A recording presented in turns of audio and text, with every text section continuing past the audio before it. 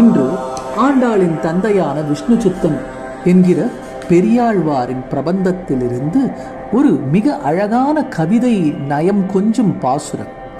இதை வாசிக்கையில் குட்டி 16 அடி பாய்ந்ததொன்றும் அத்தனை பெரிய அதிசயமில்லை என்று புரிந்து கொள்ளலாம். காரை பூணும் கண்ணாடி காணும் தன் கையில் வளை குலுக்கும் கூரை ஒடுக்கும் அயர்க்கும் தன் கொவ்வை செவ்வாய் திருத்தும் தேறி தேறி நின்று 1000 பேர் தேவன் திறம் பிதற்றும் மாறில் மா மணிவண்ணன் மேல் இவள் மால் உருகுகின்றாளே. பெரியாழ்வார் திருமொழி இது.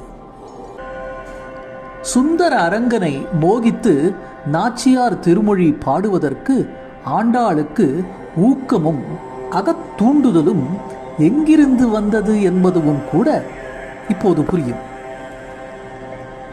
நம்மாழ்வார் மற்றும் திருமங்கையாழ்வார் நாயகி பாவத்தில், அதாவது முறையே பராங்குச நாயகி பரகால நாயகி திருமாலை காதலனாக முன்னிட்டு எழுதிய பாசுரங்களுக்கு இணையானதுதான் பெரியாழ்வாரின் இப்பதிகப் பாசுரங்களும். ஒரு நர்த்தாய் திருமால் மேல் மையல் கொண்டு பித்தாகி போன தன் மகளை பார்த்து கவலை கொண்டு பேசுவது போல இப்பாசுரம் அமைந்துள்ளது. எளிமையான சொற்கள் கொண்ட பாசுரம் என்பதால் பொருள் சுலபமாக கொள்ளலாம். முதலில் பாசுர பொருளை நோக்குவோம். காரை பூணும் என்றால் கழுத்தில் ஆபரணங்களை மாற்றி மாற்றி அணிகிறாள் என்பது பொருள். கண்ணாடி காணும், தன் அழகை கண்ணாடியில் பார்த்து கொள்ளுகிறாள் என்பது பொருள். தன் கையில் வளை குலுக்கும், கையில் அணிந்த வளையல்களை அடிக்கடி குலுக்கி ஓசை எழுப்புகிறாள்.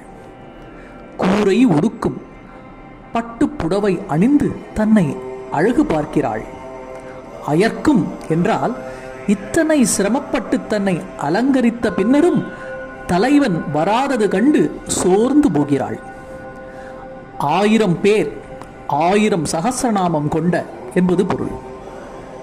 தேவன் திறம் பிதற்றும் என்றால் பரந்தாமனான திருமாலின் திறமை பெருமைகளை பேசி அரற்றுகிறாள் என்பது பொருள். மாறில் என்றால் மாறுதல், தன்னிகர் இல்லாத என்பது ஒரு பொருள். மாமணி வண்ணன் மேல், உயர்ந்த நீலமணி நிறத்தவன் மீது. இவள் மாலுகின்றாளே, என் பேதை மகளான இவள் இப்படி மையல் கொண்டு விட்டாளே என்பது பொருள். திருமாலை மோகித்து இருப்பது ஓர் உன்னத நிலை, பக்தியின் உச்சம். இருந்தாலும் அந்த அடியவளின் தாயானவள் அதை இன்ஃபாச்சுவேஷன் என்று எண்ணி தன் மகள் மேல் கொண்ட பாசத்தால் கவலைக்குள்ளாவது நியாயம்தானே?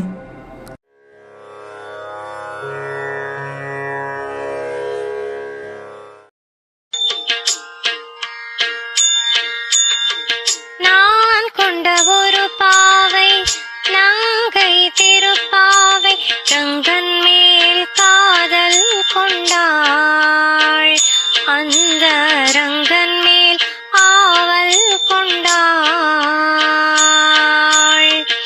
நாணம் சிறிது உண்டு தாபத்தை கலந்து கொண்டு கோபன் மேல் கோபம் கொண்டாள். கோதை கோபனிடம் காதல் கொண்டாள். நான் கண்ட ஒரு பாவை நங்கை திருப்பாவை ரங்கன் மேல் காதல் கொண்டாள். அந்த ரங்கன் மேல் ஆவல் கொண்டாள்.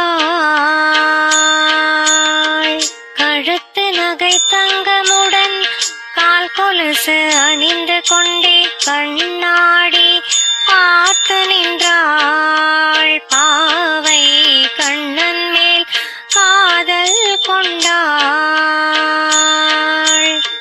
கைவளையல் ஒளி செய்து கண்கவர் பட்டுடுத்திய ரங்கன் மேல் ஆரம் கொண்டாள். அவ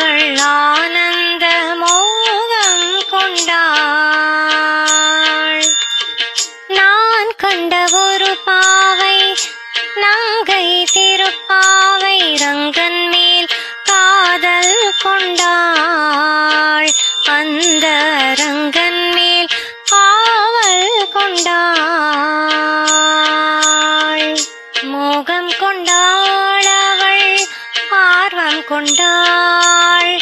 நான் கண்ட ஒரு பாவை நங்கை திருப்பாவை ரங்கன் மேல் காதல் கொண்டாள். அந்த ரங்கன் மேல் காவல் கொண்டாள்.